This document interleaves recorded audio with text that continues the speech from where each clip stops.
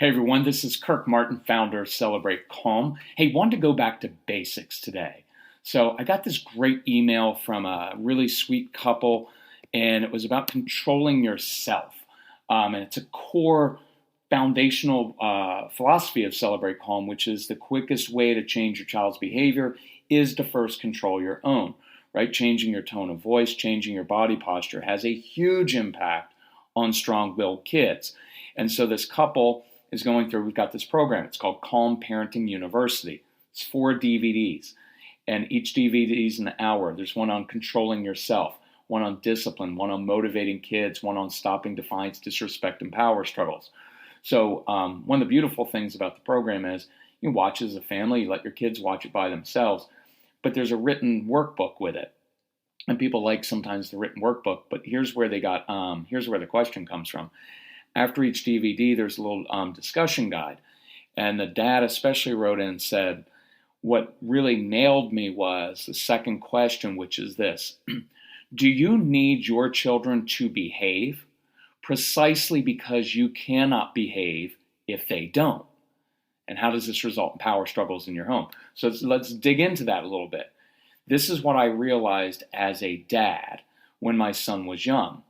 The reason that I wanted him and actually needed him to behave well is precisely because I couldn't control myself if he didn't do exactly what I told him to do, how I told him to do it, right? And nothing he did was ever good enough for me. And when little things went wrong, it really messed me up.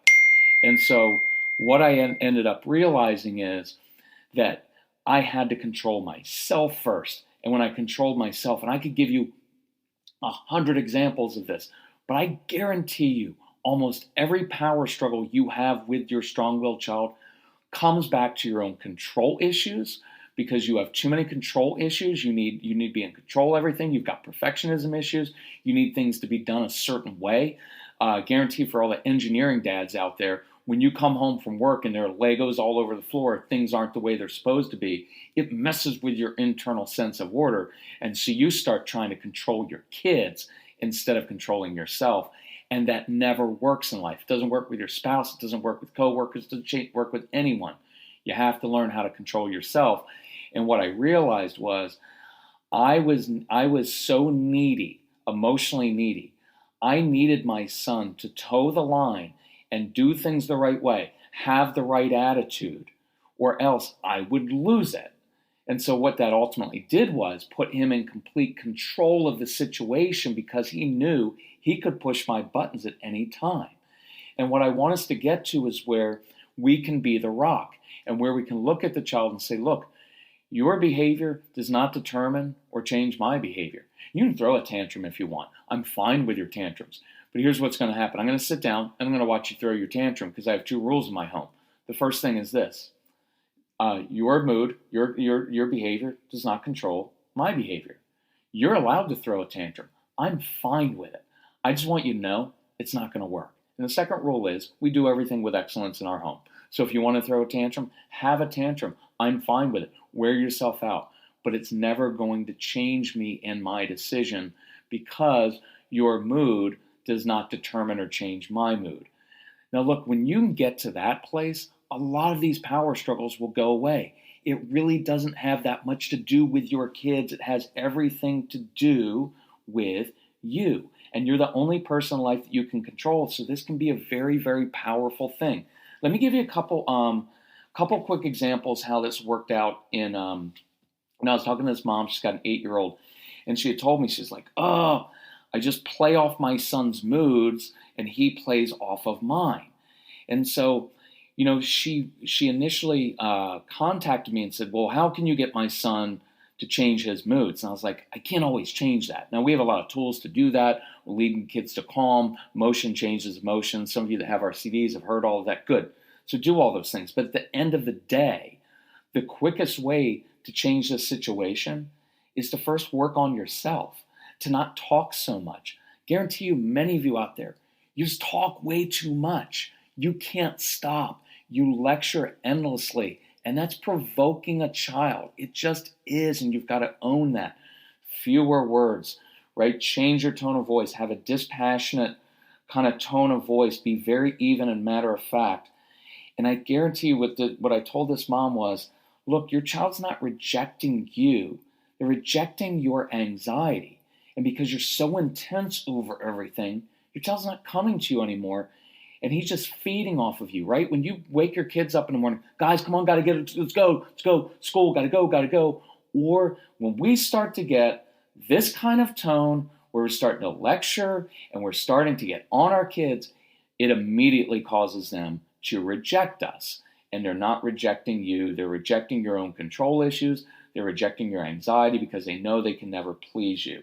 So here, I'll give you one more example. Talk to a mom. This is an older kid. And this mom has a daughter who's, I don't know, I think she was like, she's 18. She's going to college. And mom said, like, hey, she does pretty well, like Monday through Thursday. She holds it together. She's doing pretty well in school. But on Thursday or Friday night, she wants to go out and she's starting to party a little bit with her friends. And watch how this works.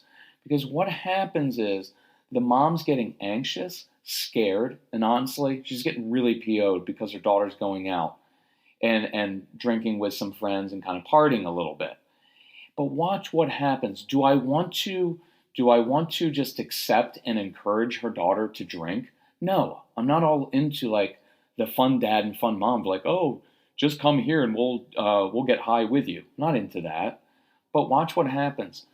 The more that mom gets anxious and PO'd and scared, the more every conversation throughout the week becomes tinged with a little bit of that anxiety and trying to control what her daughter's going to do over the weekend. And by the way, no problem at all with saying, look, if you're going to come home drunk on the weekends, if you're not going to drive that way, right? We're not going to support your college. We're not going to support you if you continue to do these things, right? But in this case, that's not what's happening, right? The daughter is a normal college kid who's going out with some friends and drinking a little bit, but she's not staying out all night. She's not coming home hammered. She's not driving and drinking. It's just that it's a way for her to escape and relax right now. But watch what's happening. Mom's getting on her so much, it's actually driving her daughter away from her and into the hands of her friends more. So instead of changing the child, why don't we change our response? Because this is just poisoning the relationship. So here's what I asked the mom to do. Go to this daughter and say, honey, I need to apologize because I think I've misjudged your motives and all I'm doing is focus on the negatives. Actually, you're doing really great. Like Monday through Thursday, you're going to school every day. You're getting good grades. You're being really responsible. And so, look, I get it. Sometimes you need a little bit of release, and so I get that. You want to be out with your friends. And so, you know what I think I've misjudged your motives on is I think you're out with these friends, you're drinking, they're all losers. But the truth is, you're connecting with these other kids, right? And look, I'll tell you this on the side. She's probably connecting with other kids who feel judged like she's always felt judged, right?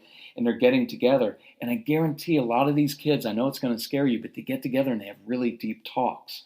So what if the mom went to her daughter and said, you know what, honey, I'm glad you're there to support your friends because I know that when you're together with your friends, you guys have interesting conversations. But look, I'm kind of old. I'm out of touch. I'm curious. What are kids your age struggling with these days? Because it was very different when I was growing up, and I really want to learn. And I want to know, but I want to let you know how proud I am of you, that you're being really responsible. And I'm proud of you because I know that when you're with your friends, you're giving them good advice and you're supporting them because they probably feel left out at times. And I appreciate that. And look, I want you to know, if you ever want to invite your friends over to the house, I'd love to talk to them. I'd love to listen to them, actually, because I want to learn from them. So look, I'm not gonna be the party mom. You're not gonna come in here and get wasted. But if the kids want to come over one night, I'll cook them dinner. Look, we can have, if you guys want to have a glass of wine with them, it's fine. They're college kids. And we'll sit around and I'll ask them questions because I want to learn. But I want to let you know that I'm really proud of how you're handling life. Now look, if you're able to do that with your kids, they will begin coming to you. And I guarantee you what will happen in this situation is, see, I want my teenage child, and I want my 7-year-old, right? I want my kids coming to me, asking me for advice. But if I'm always hounding them and lecturing them and nothing's ever good enough and there's this anxiety, watch, because our anxiety sends this message, I don't trust you to make good decisions, so I need to lecture you and micromanage you and be over on you all the time.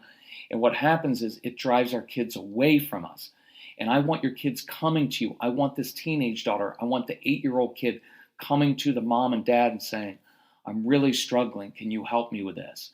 And they'll only do that if they know that they can trust you and you're not going to freak out on them and if you're not going to be on them all the time.